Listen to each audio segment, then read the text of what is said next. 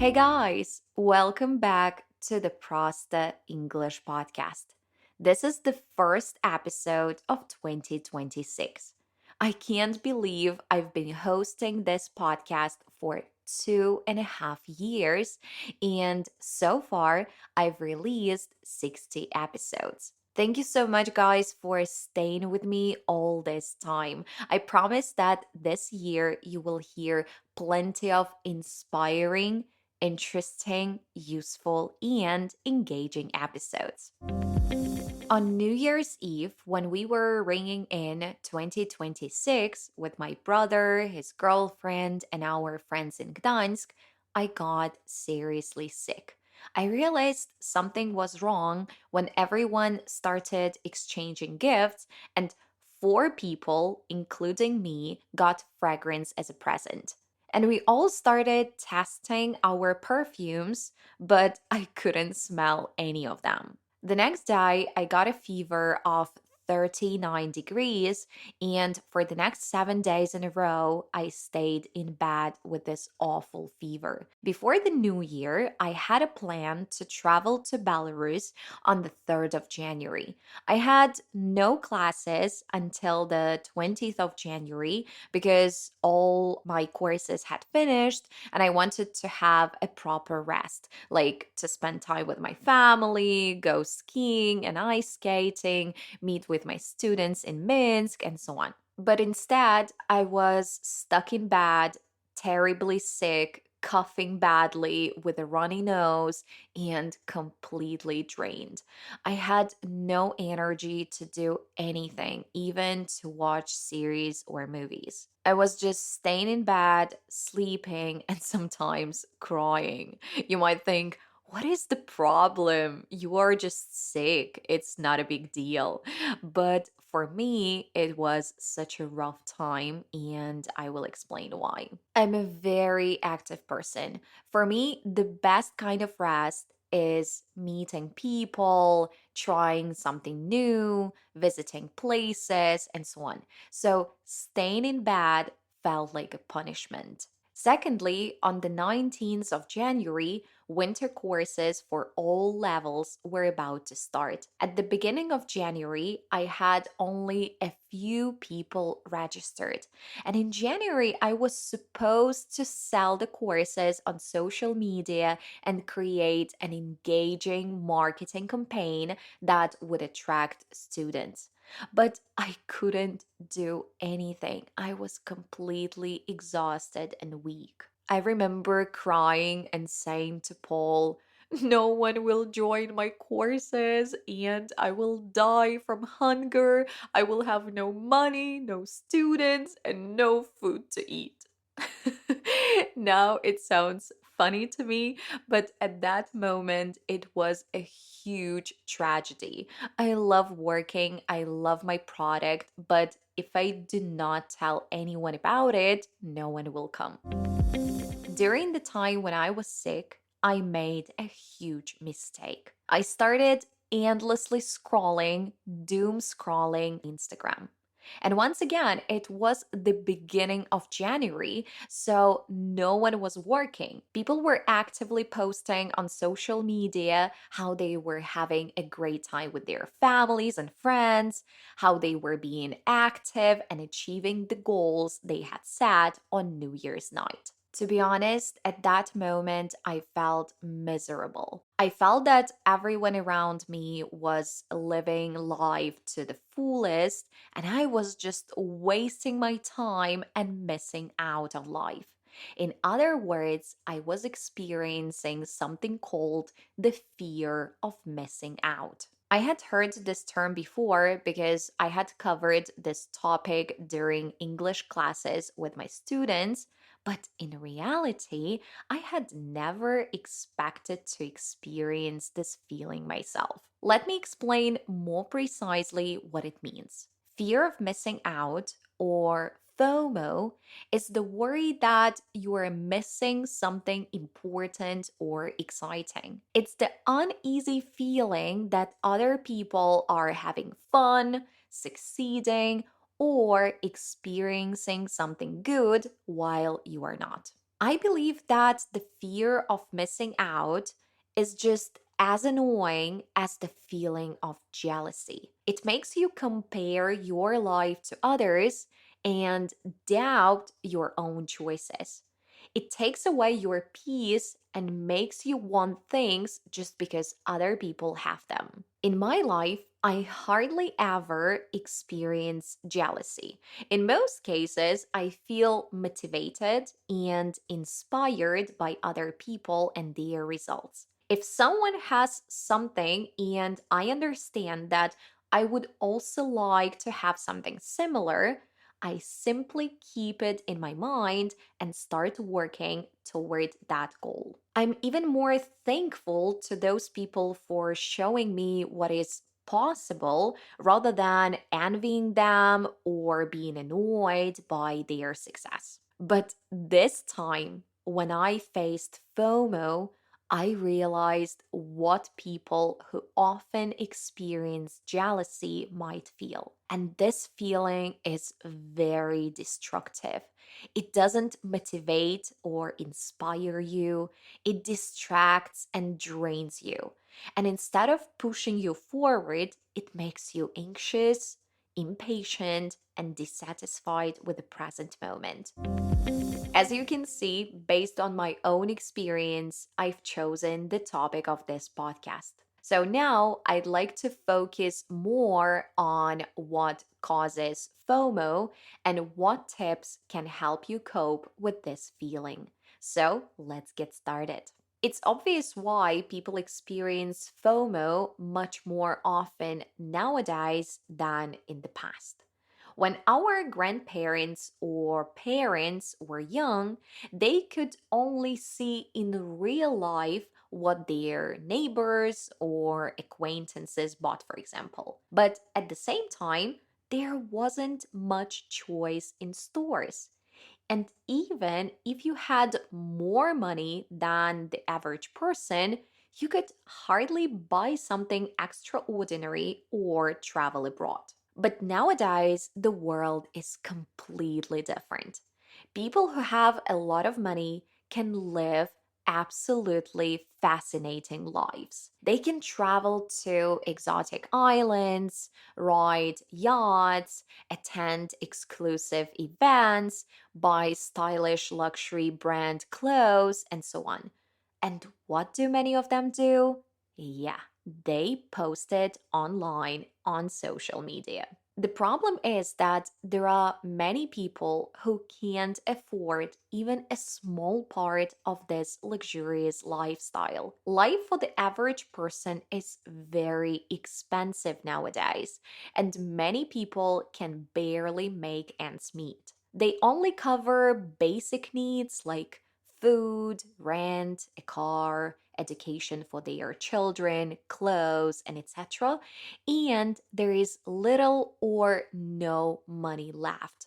And of course, when these people open social media, they may experience both jealousy and FOMO. But in my opinion, FOMO can be caused not only by a lack of money, but also by a lack of opportunities.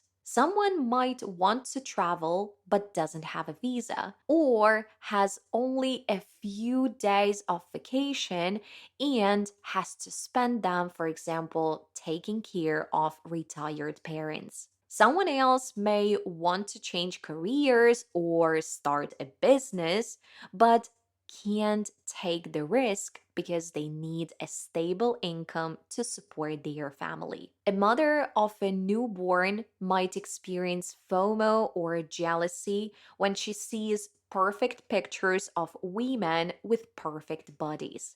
Women who have a lot of free time and can dedicate time to themselves. Meanwhile, new mothers often have no energy to work out or even to wash their hair, not to mention going to a beauty salon or to the gym. The problem is that nowadays, when we feel vulnerable or have self doubts, we open social media and immediately get flooded with other people's highlights, like their trips, achievements, relationships, and perfect lives. And instead of feeling supported or inspired, we end up feeling smaller as we are falling behind. But we often forget that social media doesn't show the full picture. People do not post when their children are crying, when they are sick, when they argue with someone, or when they are doing simple, boring routines like cleaning the house. They usually post only moments that are meaningful, exciting, and fun. So, tip number one is to limit your social media use. When I was sick, I honestly wished my husband had taken my phone away. In that case, I could have focused more on myself, my treatment, and my recovery instead of feeling left out and suffering because of it. I know that nowadays it's almost impossible not to open social media at all, even though I know a few people who have deleted Instagram completely and now feel much better. In my case, it's not possible because my business is on social media and I need to communicate with my clients. But if your income doesn't depend on social media, try to limit the number of hours you spend there every day, especially in the evening. I've noticed that if I go to bed and take my phone with me, that's it. I'm lost in the digital world. I keep scrolling my feed for a long time and then I can't fall asleep because of the fast changing pictures that wake up my brain. That's why this year I want to buy a regular alarm clock and keep my phone in another room. This way I can focus more on myself, my feelings, and my body, maybe meditate or simply reflect on my day and stay in the present moment without being influenced by other people's lives. Tip number two is to organize an exciting life, a life that fulfills you, a life that makes you so involved that you don't even worry about what others are doing. Of course, it takes some effort to create those exciting moments. For example, you need to spend time booking your next trip, finding concerts to visit, planning meetups with friends, and so on. But it's always worth it. For example, a few days ago, I returned from Belarus. I spent only 11 days there, but all of them were very memorable and full of lovely activities. I barely had time to sleep, not to mention my phone. I was scrolling social media for only about 15 minutes a day, and the rest of the time I was spending with my loved ones and at the same time working. During this trip, I had a chance to go to a concert in Minsk with my mom. We like this showman, but we hadn't known any of his songs. Nevertheless, we had a blast and created warm memories together. Another day, my mom and I went to Grodno by car. Grodno is a city located about 1.5 hours from my hometown. We didn't have any particular reason to go there and just wanted to change the scenery and see something new, and we achieved that goal. I was pleasantly surprised by the old town and its cute, festive decorations. We also went into a local coffee shop where, for the first time in my life, I tried a cappuccino with banana milk, and my mom had a cappuccino with pine cone syrup, and we ate Napoleon cake with cherries. After roaming around the city, we went to a shopping mall. We visited some stores that sell clothes designed and made in Belarus. And to be honest, I was thrilled to see how talented our designers are. My mom bought a green spring jacket and white pants, and I bought a white hat that I had dreamed of, along with a scarf and mittens. On the way back home, we listened to popular songs, sang along, laughed, and just enjoyed the moment. And it was very heartwarming and relaxing. Yeah, we could have stayed at home that day, but instead, we made a small effort and created an amazing day for ourselves. We didn't need to travel far to get positive emotions and new impressions. So keep in mind, guys, you can do the same. While I was in Belarus, I spent a lot of time with my grandmothers, and together we created some new memories. For example, with my dad's mom, instead of sitting at home as we usually do, we decided to go to a cafe to drink coffee and eat a piece of cake.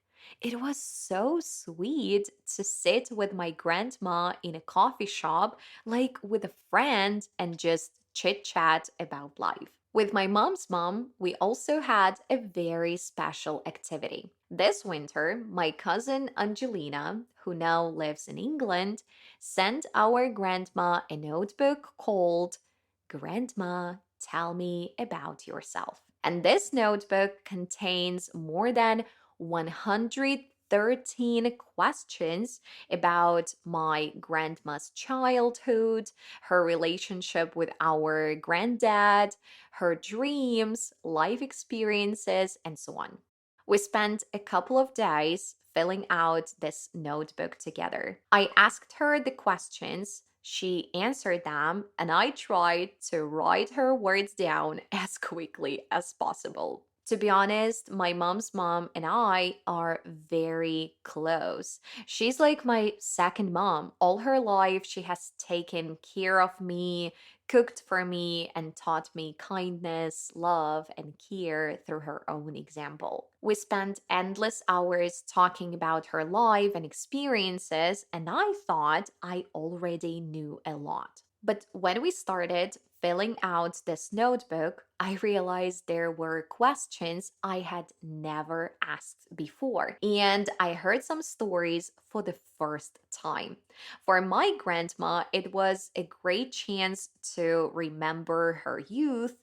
And for me, it was a way to get even closer to her and see her from a completely different perspective. Speaking of grandmothers, this January, my dad's mom turned 80. Can you imagine? 80 years old. And we promised her that when I came, we would go to a restaurant to celebrate. Of course, both of my grandmothers were against the idea. They kept saying, "Oh, we are old, we are ugly, we will only scare people. Let's just stay at home and cook something." But we insisted, and in the end, I can say it was the best decision ever. For my parents and me, going to restaurants is quite normal. I wouldn't say we go very often, but we've been to many different restaurants in many different countries. So we are used to it. But for my grandmothers, it was an extraordinary experience. They were so impressed by the decor, the cuisine, and the service. I could see how happy they were to experience something new, not just stay at home. For all of us, my parents, my grandmothers, and me, it was a very touching and uniting experience. And we created it right in our hometown. So, my message to you guys, once again, is that our life is in our hands. We can make it exciting by putting in a little effort, and the rewards are definitely worth it. Tip number three to help avoid FOMO is to find hobbies. Hobbies help us relax, switch off from daily commitments and stress, create new neural connections, meet new people, and in general, feel more fulfilled. One of the hobbies that recharges me is going to the gym. I work remotely and spend a lot of time at home. I've noticed that if after a tiring day, I stay at home and try to relax on the sofa, there is a high chance I'll feel even more drained, sad, and overwhelmed. Most likely, I'll end up scrolling social media thinking I'm relaxing, but in reality, I see other people doing exciting things, compare myself to them, and feel miserable. But if I go to the gym after work, everything changes. I do not use weights or other equipment. I just go to group classes like Zumba, dance, and cross training. I love feeling part of a community of like minded people who value their health, want to stay in shape, and live a long life. And on top of that, I spend a lot of energy teaching and working with people during the day. So in the evening, I'm often tired. But in these classes, coaches smile, support us, and lift our spirits. It gives me extra energy, and after just 1 hour of training, I feel like I can rock the world. And after a workout, I can get home and focus much better on calmer hobbies like reading, studying Polish, cooking, or painting. I can scroll Instagram if I want, but it doesn't affect me the same way. When I see someone being productive, I just think, oh, great job. We are on the same page. That's amazing. So, guys, find hobbies that fully capture your attention, that take your mind off the online world, and help you become the best version of yourself. Tip number 4 sounds simple, but in reality, it's not easy to do. I call it think about what really matters to you. Nowadays, when we open social media, we see lives of so many different people. Some people move abroad, some buy luxury cars, some go skydiving, some start businesses or invest. Others move to the forest to be closer to nature, and some prefer renting apartments in the city center. And sometimes we see all of this and think, I want that too. Or at least we think we do. But it's essential to have a high level of self awareness to understand if it's truly what we want or just a dream imposed by others. We could spend a whole episode on this topic because there are so many ways to explore our true desires. But in this episode, I will just share one method that works for me personally. I know that some people see their psychologists regularly, but I have my husband and my mom, and I can discuss almost anything with them. I've noticed that when I have questions or doubts, talking to them helps me sort things out. Simply saying my thoughts out loud makes a huge difference. When I reflect, not just in my head, but by pronouncing my thoughts, I can hear them from a new perspective and often find the answers myself. For example, I've noticed that now many people relocate from Poland. Some return to Belarus, some move to other countries in Europe, and some even go to the USA. And when I saw reels on Instagram of people talking about the pros of moving out, I got a little frustrated. I thought, maybe we should move too. Maybe this place isn't as good as we think. And then I started discussing it with my husband, and I said everything that came to my mind without filtering my thoughts because I knew I could completely be honest. And by saying things out loud and talking it through, I could hear what I really think, not what other people on Instagram think. So, my advice is the following: find your own way to understand your true needs.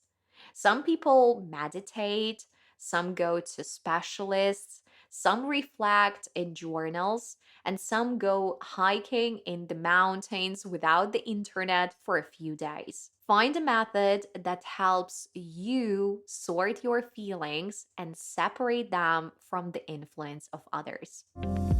Thank you so much, guys, for staying with me today. I hope some of the tips can be useful in your life and help you avoid FOMO. Instead, you'll experience JOMO, the joy of missing out. If you enjoyed this episode, share it with your friends who are learning English. I hope this podcast helps them practice English every day and improve their listening skills, just like it's helping you. Have a great day, guys. I'll talk to you soon. Bye bye.